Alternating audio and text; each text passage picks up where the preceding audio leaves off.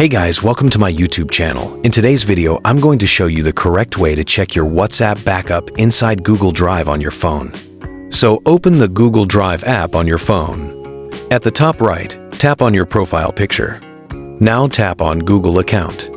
At the top of this page, you will see different tabs. Swipe through them and go to the Security tab. Scroll down and look for a section that says Data and Privacy or Manage your data and privacy. Tap on that. Now scroll again and find the section called Apps and Services you use.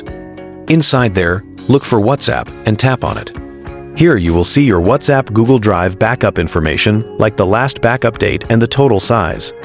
Just remember, you cannot read messages here. You only see the backup information. If you want to restore your chats, you have to restore it from inside WhatsApp itself. And that's it. That's how to find your WhatsApp backup data in Google Drive on your phone. If this video helped you, make sure to like this video, subscribe to the channel, and comment below what topic you want next.